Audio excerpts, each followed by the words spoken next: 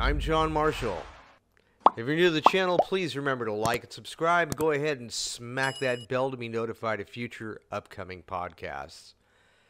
Before I introduce tonight's special guest, I would like to show you a compilation showcasing some of Joan Dukore's finest work. Let's check it out.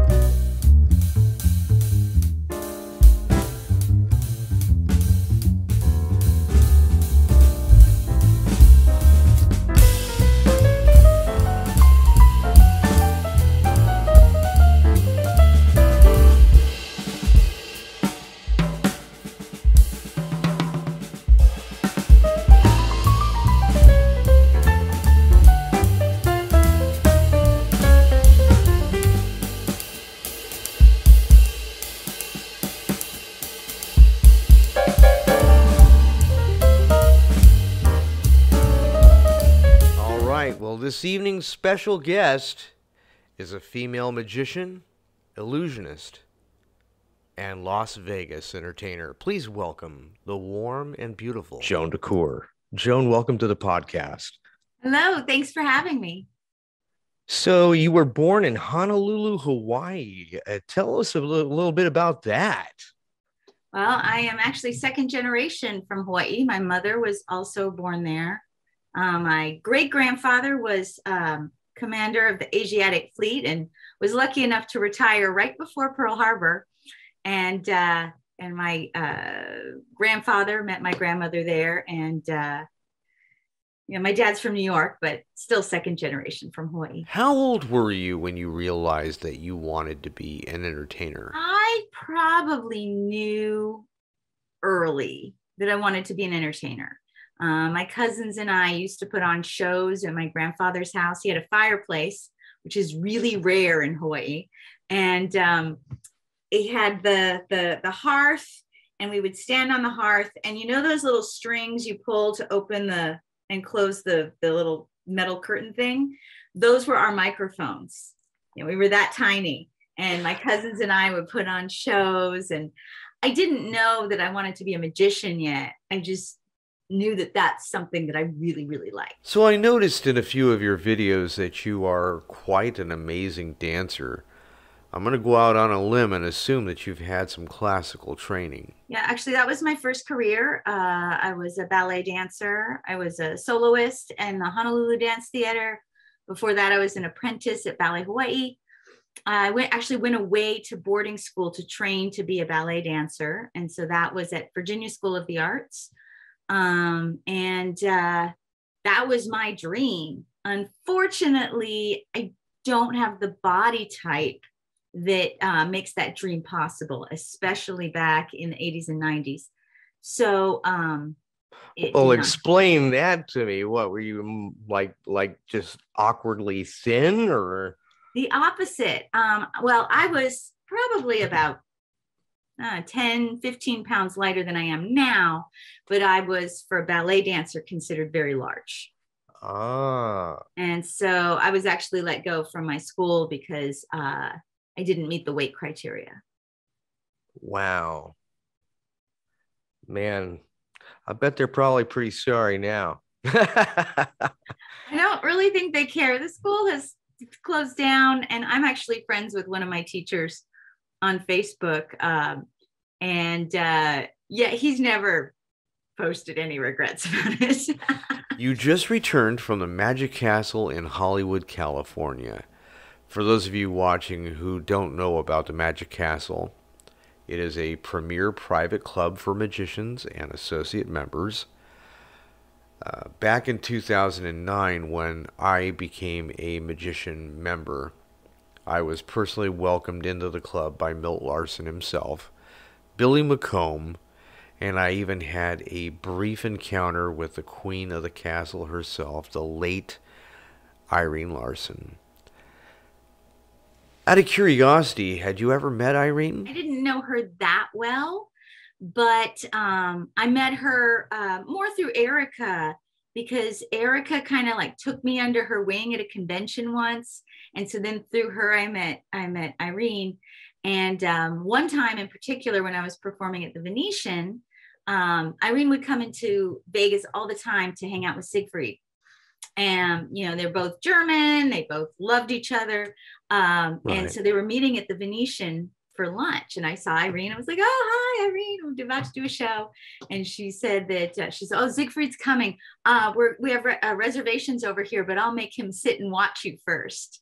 So poor Siegfried had to sit and watch me do my show before they went to lunch. And I was so nervous and everything, but it was like, so she didn't have to do that. She could have just said hi and went on to her lunch, but you know, she's like, I'm going to make him stay.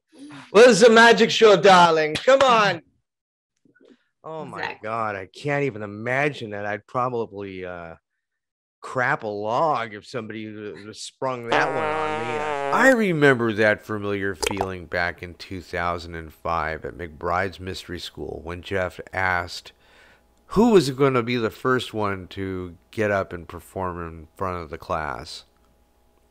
I was absolutely terrified. I put it off for a day. But it was such a relief when I faced my fear. And then, of course, there was the bonus of having Jeff and Eugene critique my act. I mean, talk about a pure adrenaline rush. So let's go ahead and touch down on that. What got you interested in magic, and how on earth did you meet Jeff McBride? So, when the first thing I ever learned was a card trick my father taught me. And my father's not a magician. He knows exactly one card trick. And he's 90 now. So I think I don't know if he actually still knows the card trick. And he used to bring me back magic tricks when he would go to the mainland for business. And it was something fun that I liked to do. My first contract in Japan, I assisted a magician, and when we would go to the bar, I would get free drinks by doing magic tricks for people. You know, just a little close up, like little tricks or bar bets and stuff. And they would go, oh, you know, they'd buy me the drink, and then they'd call their friend over so that they weren't the only one who lost to this girl. And then, you know, I had a lot of drinks. But I didn't think that this was something one could do for a living. And then when I met Scott Hitchcock, that's what he did for a living. I'm like, that's a thing. Like, thought it was only a thing for David Copperfield. I didn't know about the whole strolling magic genre, the bar magic genre. I've only been exposed to a few stage magicians in Hawaii and the tricks that I'd learned from books over the years. And Scott had been working with Jeff for a long time. And so when we decided to put together our act, because we were big swing dancers, Jeff said, great, you can be my assistant in the show and you guys can do your act. And because we were performing in the show, we got to sit in on all the master classes. So I was never expected to raise my hand and go perform. I just sat in the back and watched everything and just kind of absorbed it like a sponge. And one of the big breakthroughs was Eugene said, you need to learn card warp. You know, he said, this is a good trick for you.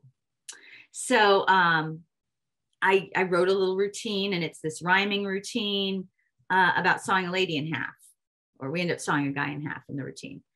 And he said, hold the cards this way, and that is all I would change. And so then when they would do master classes, oftentimes Jeff would have Eugene and I do our card warps back to back so that the students could see how completely different a routine could be, even though it was the exact same trick, because I would actually learned it from Eugene. And so that kind of gained me some entrance in there. Jeff also worked a lot with Jen Adams, and Jen Adams taught me so much. It was during the pandemic, I was either doing an interview or trying to make card videos for YouTube and stuff. And I didn't realize until then how much she had taught me. And now she has her own club up in Idaho. But that's kind of how I got pulled into there. And then even after Scott and I parted ways very amicably, we're still friends. I mean, when you asked me to be on the show, I texted him, how did it go? Was it okay? Should I do it? You know, I'm here. He was so surprisingly he gentle. positive things. Yeah, I still was friends with them, and I would still I wouldn't always be at the master class, but I would go to the party at the end of master class and stuff like that. Which is where I met you. What's more nerve-wracking for you, performing in front of a lay audience or a room full of magicians? Depends on what I'm performing, honestly. And it depends on the magician. So my very last show at the Castle had Siegfried, who was performing it, not Siegfried and Roy, but he was performing in the parlor. And so I was very nervous because I really wanted to impress him. But in general, like the Friday lunch, I know the stuff that I put forth at the Castle is stuff that magicians are going to enjoy. So I actually look forward to that. There's certain routines where I really prefer performing my linking rings for lay people. It's not a magician routine. It's a fine linking ring routine. It's not going to set the world on fire. Lay people love it. But if I do the egg bag works for both. Well, you get a lot of play out of the egg bag too. I mean, you could really stretch the material and make that a whole almost 10-minute routine by itself. I don't personally. My egg bag routine is 5 minutes. I get to the meat of the magic. We do the magic with its funny lines. If I have a really great person up there, it can go over, but because it's about the person. And it's about the egg appearing and disappearing. So it's not a big stretch, like, a lot of filler in there. But magicians love it, because they do the Johnny Thompson handling, which he learned from Charlie Miller. And so there's parts in there where everyone's used to the same old routine, and the ending, the magicians go, ah, and it's fun. Fun fact, though, when Johnny Thompson used to do the egg bag at conventions, he had Lynetta, who makes his egg bags, make him a special non-gimmicked egg bag. Switch the bags and leave it casually on the table while people asked him questions, so that people would go and they would start like, oh, he's not looking. Look at the bag. He doesn't even use a different bag. Yeah. I think the very last year that I went, Johnny Thompson was performing his egg bag routine at Jeff's, and it was quite beautiful. I've got some great pictures of that. Of course, that doesn't do justice to Johnny's magnificent work. I've seen your video as well. I believe it was filmed at it looked like kind of like a playhouse or a theater or something. That was at the Santa Monica Playhouse, the Monday Magic LA. That's a show that Albie Selznick put on for a number of years. And it was really great. If you worked the Castle and you had a place to stay, then you could stay an extra day and do that. And he hasn't brought it back yet, but I ran into his daughter at the castle. And I'm like, please bring it back. And she's like, everyone says that. She goes, I don't know when, but hopefully at some point. So do you also venture out to Magicopolis as well, or previously when Steve Spill still had it? Or so I performed with Jeff McBride at Magicopolis right after it opened. So it was Jeff, Scott and I, Bob Sheets, and Andrew Goldenhirsch were all performing there. And we actually were staying upstairs above the theater. And then came full circle. I got hired there again right before they changed their name to, I think it changed to the Magic Lounge, something like that. But that happened in March of 2020, and I was supposed to be there in April of 2020. So you can guess how that played out. However, I talked to Randy, and at some point they are working on getting it open, but they had some renovations that they needed to do, and permits for the renovations always take a lot longer. So are they still not open yet? Not yet, but soon, Okay. hopefully. Yeah, even when Hollywood Magic closes down.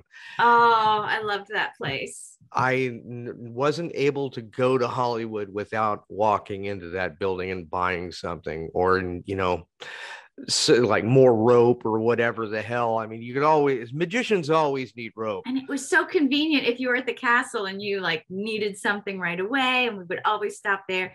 And you go to Popeyes and buy some fries because you always need to use the bathroom. And they wouldn't let you use the bathroom at Hollywood Magic. You couldn't go without you buying something. That is so funny that you say that. Couldn't tell you how many times I made that beeline to Popeyes right after Hollywood Popeyes Magic was still there. I drove by. Wow. Some things just never die. Good chicken. Thank God. So are you a vegan too, or you still eat meat?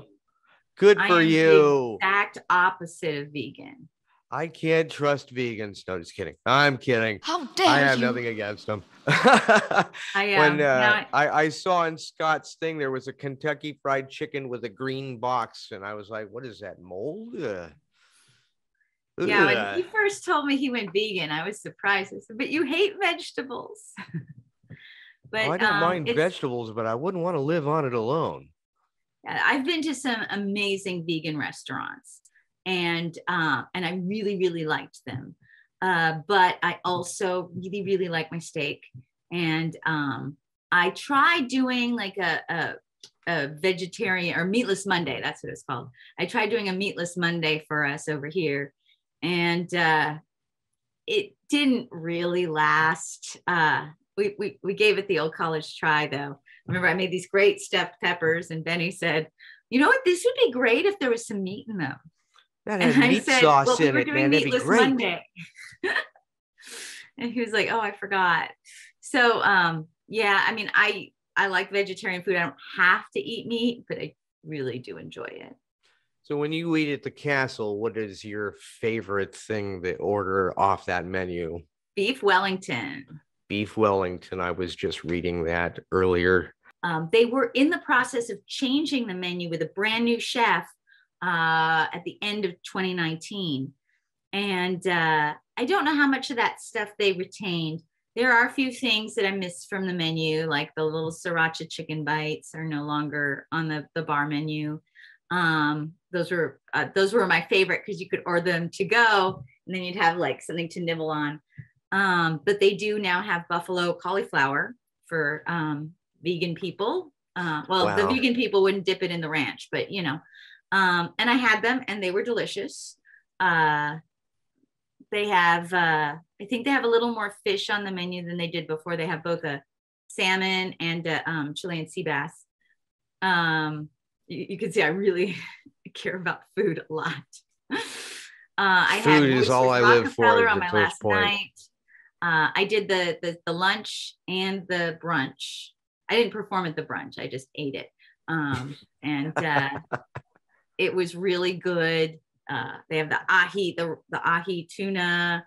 thing with the avocado cream, which I don't like avocado, but if you hide it where I can't taste that it's avocado, I'm fine. So I had that. I ate a lot. I'm not an avocado person either. I can't get around it, but yeah, I guess if it's hidden. Yeah. Like in an avocado cream sauce, you can't taste the avocado. Who are we kidding? But avocado toast is a hard no. Ew. So you performed in what room at the castle this time around? I was in the close-up room, and Really? I was early close-up, which I prefer. The late audiences are fun, but early show you finish and then you have time to sit at the bar and talk to people and relax because you're done performing. But if you're the late one, then it's like, okay, last call. Okay, go, bye. You know, that's it. You have to do all your relaxing before, which is you have to be careful because you're like, hey, I got to perform. You know, I can't have too much fun. You know, I can't get too tired. I can't have too much to drink before my next set. I usually I have a glass of wine when I'm at the castle, but I was doing my dice stacking routine and I was very nervous about it. And I feel that friends shouldn't let friends drink and stack. So I waited till after because I was like, I don't want to mess this up because, why didn't I just pick something magic? Why did I have to do skill? I don't know, but I did. So I had to be careful. Let me ask you this. What is your favorite kind of magic that you do? Do you prefer close-up stuff or do you like doing the parlor? Well, at the castle, whatever room I'm in tends to be my favorite. In real life, I love doing parlor magic. We rarely get to do a sit-down formal close-up show. Most of the close-up one does, especially in Las Vegas, is going to be strolling magic, which I do a lot of here, a lot. It's not my most favorite. I prefer to be on stage or in a formal close-up setting, but that's what tends to get booked most in for the conventions. They love having a strolling magician, and they love having a strolling magician and a heavy metal band at the same time. It's a thing I don't understand, but they love having you shout, pick a card, any card. It's Vegas. Wow. But so mainly parlor or a formal close-up show would be my preferred. And currently I'm at the Lost Spirits Distillery where I actually get to do parlor magic. Is that where you have the like the circular stage? Yes. Wow. So they have 3 stages. Usually I perform on the small one because there's not many of the performers that can perform on that one. And then sometimes they put me on the big round stage. And then they also have a stage that's more of a thrust. But I performed on that when they first built the stage. And now they've been having mainly burlesque on that stage. So, I just go where they say. Some nights I work 5 minutes an hour. And some nights I'm also the MC. So I'm doing a lot more. So it just depends. Well, I wouldn't mind doing MC work. I mean, as long as I'm not having to fill, oh my God. When it comes to being like completely surrounded on a round stage where you got people around you, I would be like a cat on a hot tin roof. I don't know if I could even come up with 10 tricks that I could do comfortably without wondering. See, at the Venetian, when I performed at the Venetian, I was already surrounded. Oh, at the Venetian, I had to do surrounded and silent. So that really narrowed down my choices. But I only faced one way, but I had people behind me. This is in the round, so it's a little different, but you get used to it. And I have about, for that size of a stage, it's a little too big for the egg bag because it's surrounded, but I do my linking rings on there, no problem. I do the wakeling chain escape, no problem. I do my rope routine, no problem. At some point, perhaps I'll bring out egg on fan, which I haven't done in years, but that I used to do at the Venetian all the time, surrounded. That should be no problem. You know, Chinese sticks, no problem. There's a ton of things that can be surrounded, and then you just have to kind of change your performance so that everyone can see. So when you say it's silent, you can't speak, so you're doing it to music? But the Venetian, here I talk. I said I can do to music too, and they said no. We like it when you make fun of people. Oh. But at the Venetian, it was silent to music. We had live music though, so that was fun. Not many magicians nowadays get to perform for live music at all. Yeah, that is a rarity. You never really see that. Everybody's got their tracks. I believe Arian Black had was on America's Got Talent, and those sons of bitches switched her music track, and it wasn't even the music that she does the trick to. That is Television crucial is for a notorious for that. magician. I didn't realize that because I had done that to another magician previously in 1989 when I was booking comedians and magicians. And for some reason, he gave me a tape and I misplaced it. So I just put something in.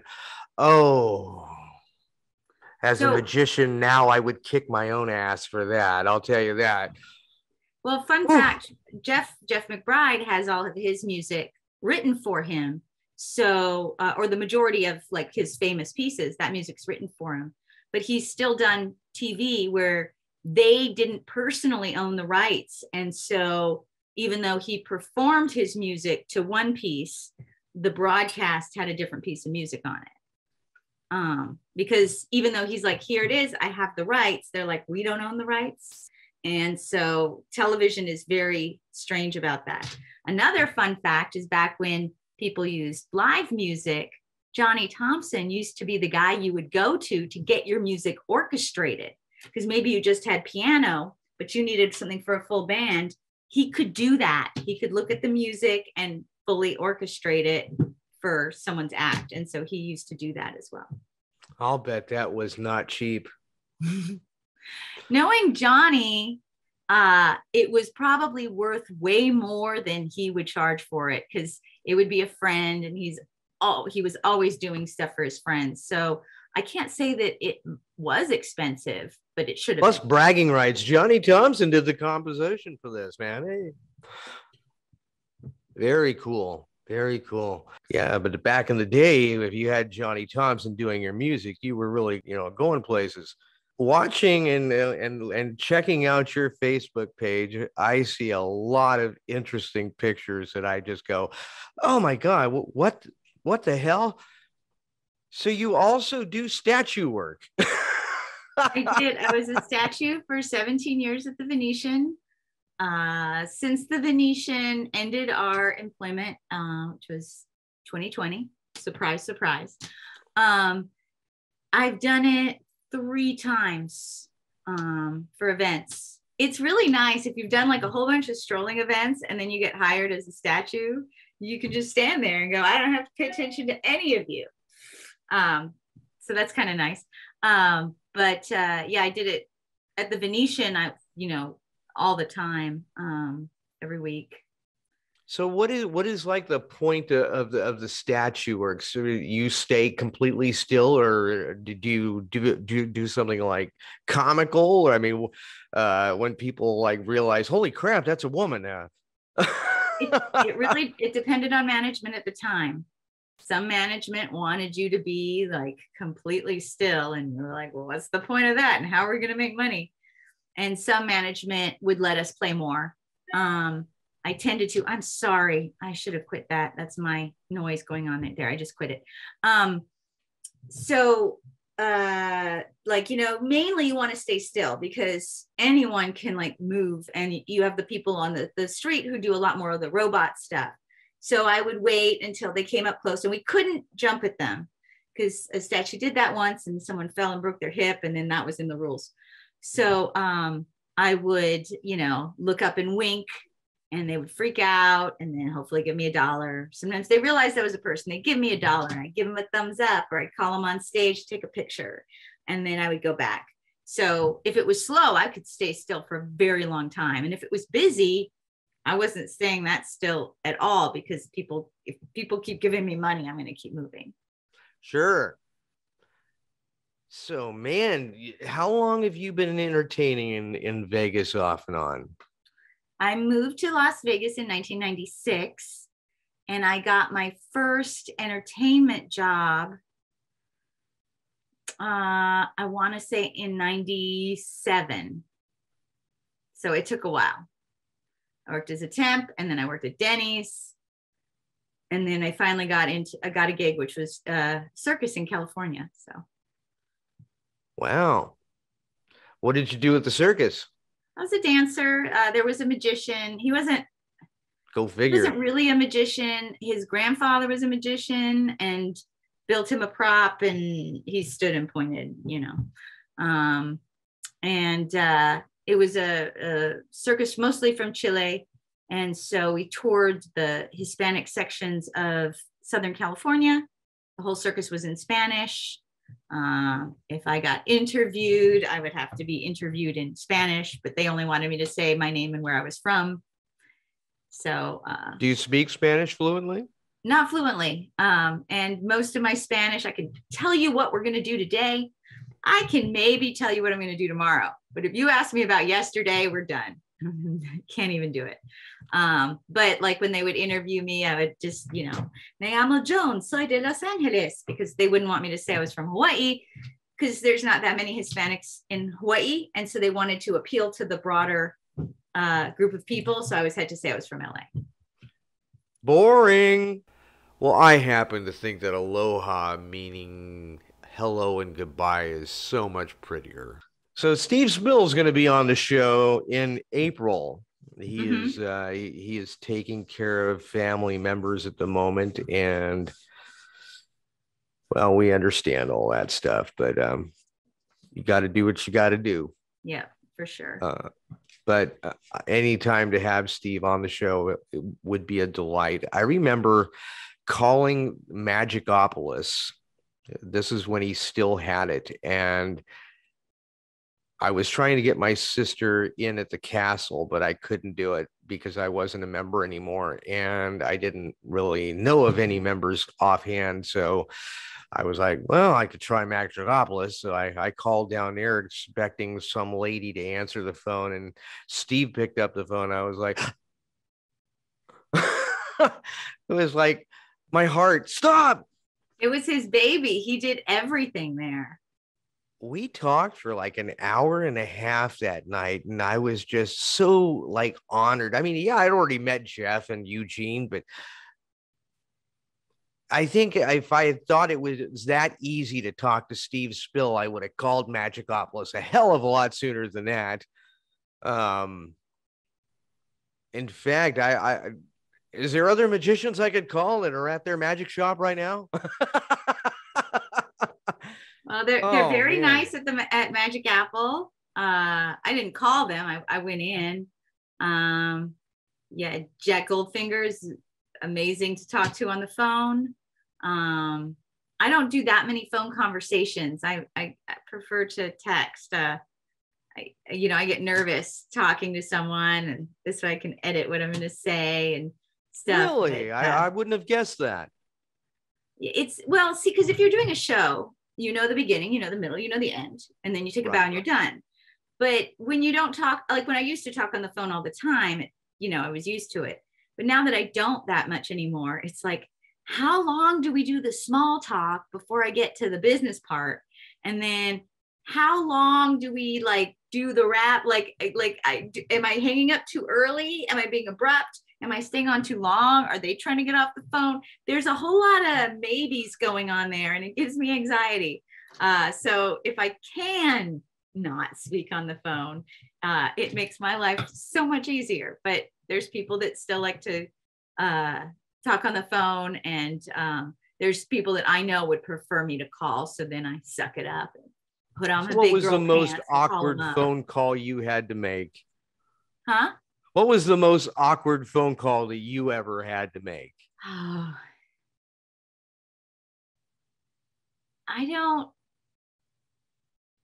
I don't know what the most awkward one is.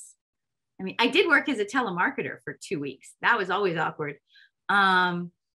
And yeah, that was one of the only jobs I ever quit without notice. I couldn't anymore. Me too. And I was calling businesses, by the way. I wasn't calling homes, but still, I think that gave me my phone anxiety. Let's see. Oh, you know what? The very first time I had to call Johnny Thompson, I didn't know what to call him. And this is before text. Like, I should have been okay on the phone, but he answered and I'm like, is this Mr. Thompson? And I'm sure he thought I was a telemarketer. And I was just so nervous on the phone. And I think it was maybe the third phone call where he's like, stop calling me Mr. Thompson. Only my dad calls me that. No, just kidding. Well, and then he would always call me, he would always call Pam and he'd call her Hayes. He'd be like, Hayes, Joan Dukore's on the phone. And I'm like, how many Joans do you know? So then it became a joke. He'd answer the phone. I'd be like, hi, Johnny Thompson. And he'd say, hi, Joan Dukore.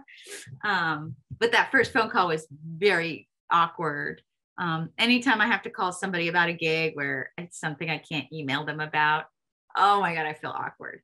If they talk to a lot of magicians, I feel less awkward because then I hope it's not the most awkward conversation of their day. But, So do you do any acting, or do you have a SAG card and all that stuff? I have like a SAG voucher. I don't have a SAG card. It's in Nevada, we're right to work state. So we're right to work state. So there's a lot more non-union opportunities here. So that can actually keep you from working sometimes, at least with SAG. My fiance is IATSE and that's different. But I mean, if I were more in LA, I probably would get my SAG card. I'm in a few local commercials here. I used to get recognized from them, but now everybody has streaming services, so nobody sees them anymore. It's true. Nobody really watches a lot of like live television anymore. Not really much on anymore that's worth watching. And then one of the commercials we had a photo shoot for as well. It was for the Valley Hospital system. So if you have the unfortunate reason to go into Spring Valley Hospital, you'll see me on the elevator door. Oh dear. I've had several people at this devastating time of their life, texting me, are you on the elevator door? Was I doing a trick? No. Yes, it was me. Man, so you, I'm almost afraid to ask what you do for fun. Sit on the couch and watch really bad television. I read a lot too. I'm also an audiobook narrator. And so I do that a lot as well. I would have recorded in there, but it's not as pretty as this, even though I would have the nice microphone and the whole setup. But so what kind of audiobooks do you do? I mean, are they adventure, or I mean, what are we talking about? I'm currently editing a cozy mystery that takes place in the South. It's the same author I've done another series with. Also, it was no Southern accent, but it took place in the South. I've done a couple memoirs, a few thrillers. Thrillers are my favorite. And then a few fantasy. I've done about a little over 55 total right now. And I'm working on one, should be out, I want to say probably in the summer.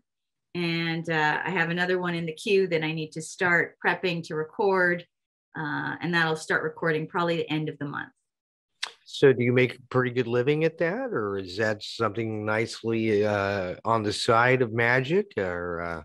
For now, it's more supplemental. But I started narrating in 2016. And because I was really worried as a woman, when we get older, sometimes people don't want to see us on stage anymore. And so I wanted something where I could keep performing, even if someone didn't want to look at me. Hopefully they'll want to look at me for a long, long, long time.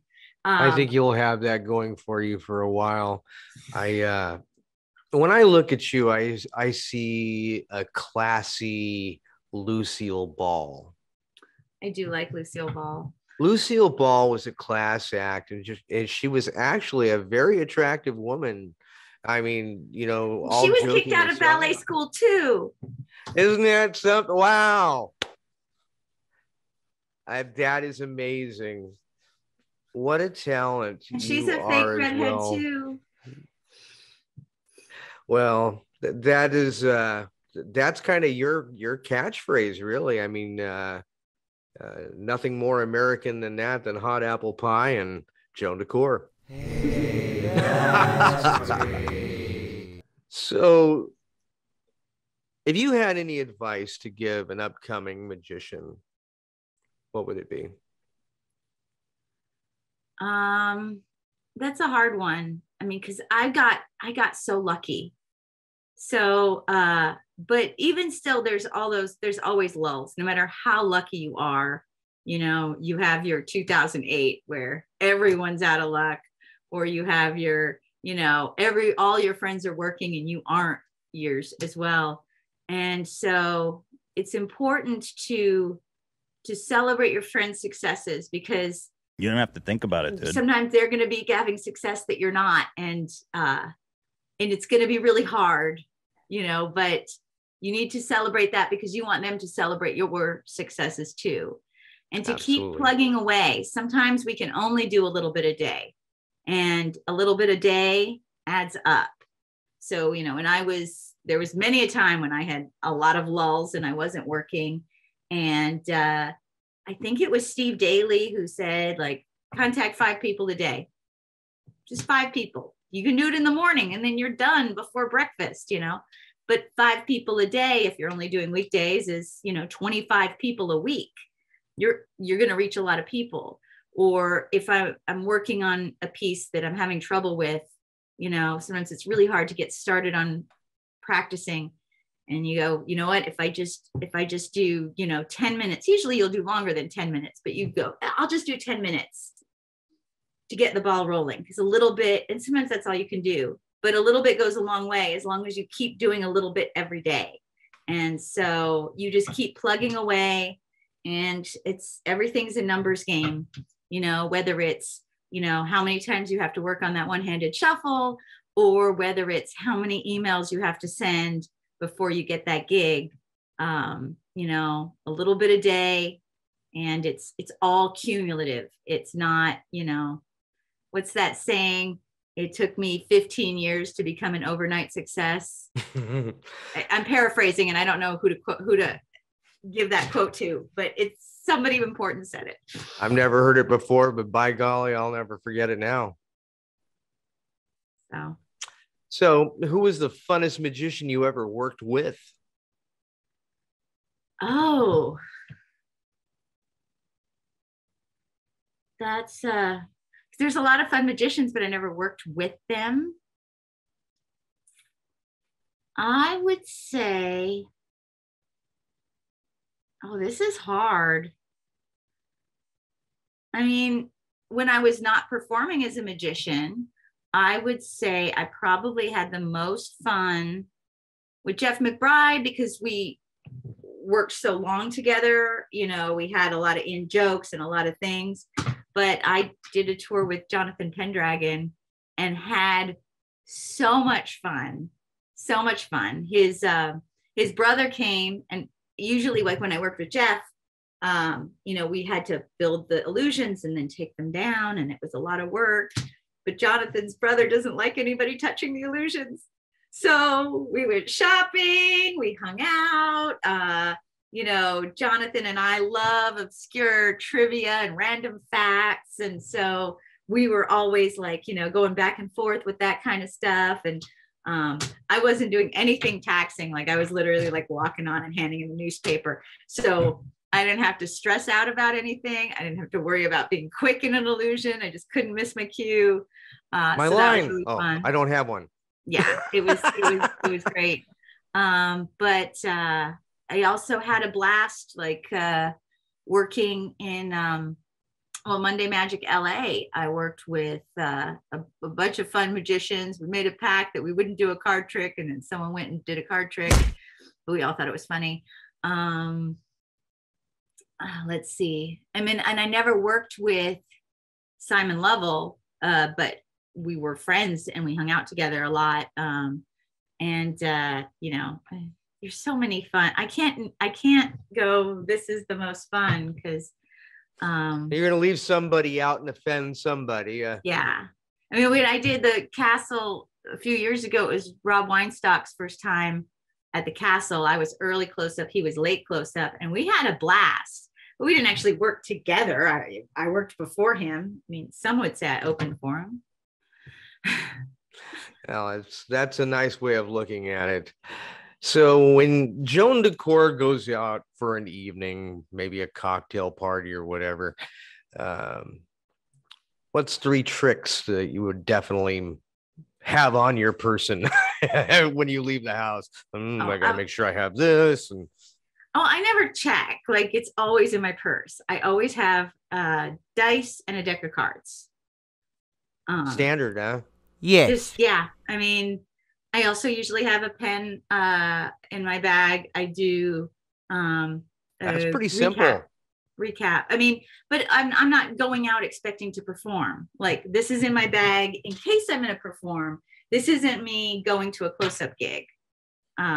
You know, so if someone asks me to do something, I read the room and decide whether to do cards or dice, and, you know, that's it. I don't know. When I leave the house, it's almost a standard thing. I've got a pocket full of sponge balls. I got my professor's nightmare. And then... Where's the stage I don't at? get asked that much. A lot of people are afraid. They go, oh, I'll know them for years. And then they'll say, oh, I always wanted to ask you to perform, but I was too afraid, or I didn't want to make you work. Oh, I'd be quite the opposite. I'd be like at the Jeff McBride's house. Get up here and show a trick, man. my running group, I was running with them for a little over a year, or maybe it was about a year, and they had their Christmas party, and the head of the running group said, you know, hey, can you do something at the Christmas party? I was like, sure, no problem. So, you know, I just did my routine. And then the next year it was like, can you do something at the Christmas party? I'm like, sure. So I did the egg bag. Because I'm like, I don't know how many Christmas parties I'm going to. We got to make this thing last, right? So I just do one trick, you know. And then like the third year, it became like, you know, oh, can you do something? Sure. And then people were coming in, go, did I miss it? Did I miss it? Oh, please tell me I didn't miss it. I gotta wait another year to see the next trick. Damn it. And then I went. If we don't count 2020, the last 2 Christmas parties I was working and I couldn't go, so I missed the 2021 Christmas party. Hopefully I'm working, but hopefully I'll be able to go next year too. So we'll see. So when the pandemic did hit, what did you do to keep yourself busy during the point where it wasn't really recommended to have an intimate crowd around you, or, you know, I mean, what did you do to get by? I narrated audiobooks. Okay. I had already been doing that since 2016. It became very difficult though, probably by the end of summer of 2020, because every out of work actor went, hey, I should narrate audiobooks. And yes, some of them were really good and some of them weren't, but instead of competing with 20 people for a book, I was now competing with 100. So just as I said before, everything in entertainment is a numbers game. You have to do a lot more auditions to get a chance at a book now than you might have, you know, a couple years ago. So that was not even Copperfield's getting those phone calls like he used to back in the day. Yeah. So that's what I did. And then I got asked to do some Zoom shows. I never did a marketed Zoom show because I didn't like doing them. I mean, they were like, well, it's like watching the international stars of magic on TV. It's not as exciting as it is when it's right in front of your face. I think it's a big difference. I mean, I never said no to someone. If they wanted a show, we made it happen. I still have the curtains hanging in my dining room. I would have done the Zoom down there with the curtains, but we have a 3D printer going on right now, and I thought that might be a little noisy. This is all green screen. This has. Well, so I first started with a green screen back there, but there was tricks I couldn't do. A lot of rope routines. The rope is too thin, and it will disappear in the green screen. And so we got these gorgeous red curtains. I still have spike marks on the floor of my dining room because my fiance is a tech stagehand. So, he handled my camera. All I had to do was perform. But because I had a guy on the camera, especially in the beginning where things weren't too high tech, I could do close up and parlor in the same show, which I couldn't do in real life, usually without a, whole setup. But I did Chicago Magic Lounge twice, the Magic Castle once. I did Amsterdam Magic. I did something was it China? Shoot, Andrew Lee. I did his thing. I did the Magic Castle Friday lunch once. I did a few things. Oh, I did Pose Magic from Baltimore. But I didn't go, I'm going to do my own show and sell tickets. And there's some fabulous people like Carissa that went that route. And I was really jealous because I had no drive to do that. And yet they looked like they were having so much fun doing that, which comes back to celebrate your friends' successes, Absolutely. Do you do a lot of stage stuff, or is it just pretty much parlor? The most successful parlor is small stage. If you try to do close up in the Magic Castle parlor room, it does not go well. It's small stage. So I can do my parlor act on stage. No problem. When Lance Burton was in town and a booker would ask me about my act, I would describe it as a little more Matt King and a little less Lance Burton.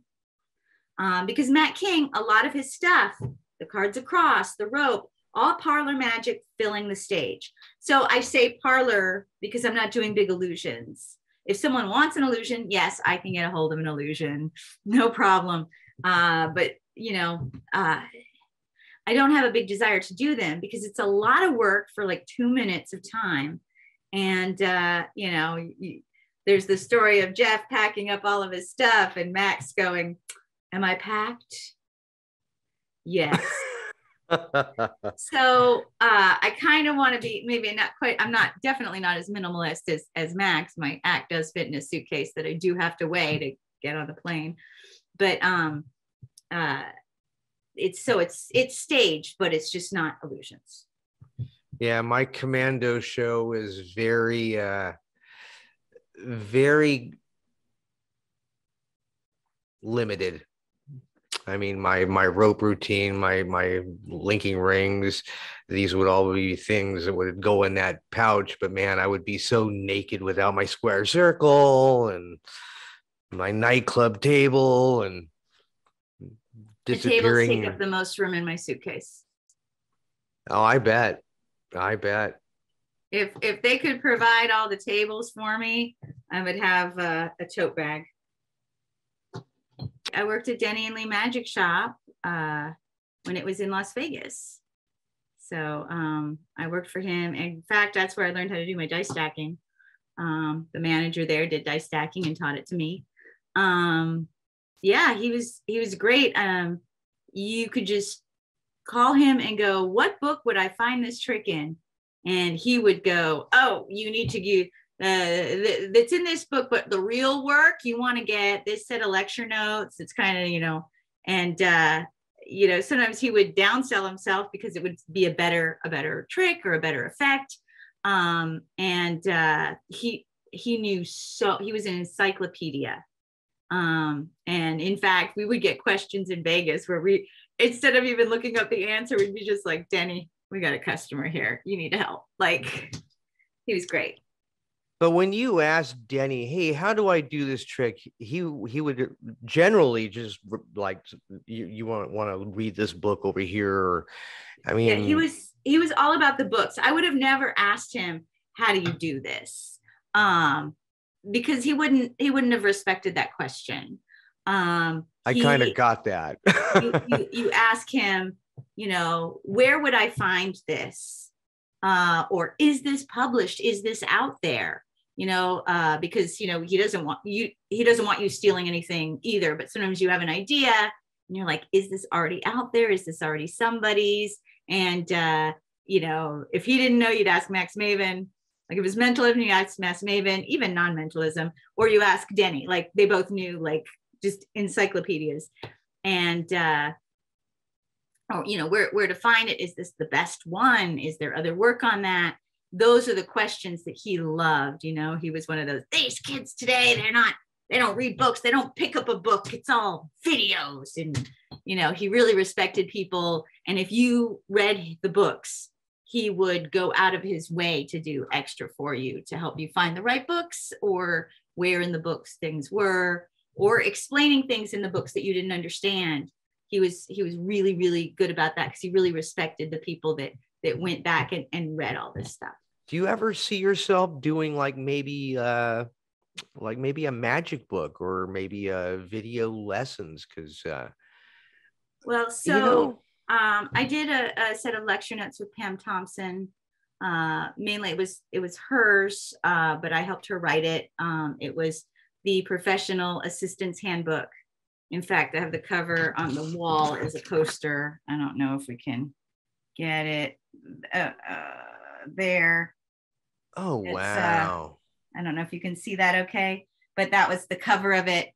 I also did a set of magic DVDs a while back. And it was more just doing the demos for them. They weren't my tricks. It wasn't my thing that I'm putting out there, but for Will Royer, he did these magic tricks for kids, which still come up when you Google me. And nice. Then I've not wanted to necessarily write a book. I have a lecture on strolling magic because I've done it so much. But I always felt that so many people write books too soon, that there's so many people out there that have written books that are amazing. And then what is this 20-year-old, occasionally there is a 20-year-old who really is imparting a lot of knowledge. And I have read some of those books, but there's, I never felt that I had something so unique and different to say. And my take on an effect was so different that I'm going to publish it. So maybe someday when I feel that I have effects that really haven't been published yet, I will put them out there. But most of the stuff I do is something that I've learned from a book, and maybe I've put my own twist on it, but I usually change it a bit, but I don't think that I change it enough to publish it. I still think of it as the original creators, that I just made mine. Well, Joan, I appreciate you being on the show so much. It was really a delight, and we'll have to have you back on, because I know you're performing. You've got stories to tell, and you've got great people that you've shared some experiences with. And I thank you for sharing those experiences with us tonight. And oh, thank you. Anything special that you'd like to leave us with? You can follow me on the socials. I'm at joandukore.com, or Facebook, Magic of Joan, Instagram, Joan Dukore, and TikTok, Joan Dukore. Any big shows coming up this week or month? So this weekend, I'm at Lost Spirits Distillery. I have a lot of private events coming up in March. And so almost every weekend, I should be at Lost Spirits. April, the weekend before Easter / Passover, I will be at Poe's Magic Theater, which is in Baltimore. So check that out if you're on the East Coast. And that's kind of what I have going on right now. Fantastic. Joan, thank you so much. And I appreciate your time. I really do. I hope you had as much fun as I did. Thank you. I had a ton of fun. Fantastic. Well, you have a blessed evening, and stay safe, would you? All right. You too. All right. Bye-bye. Bye.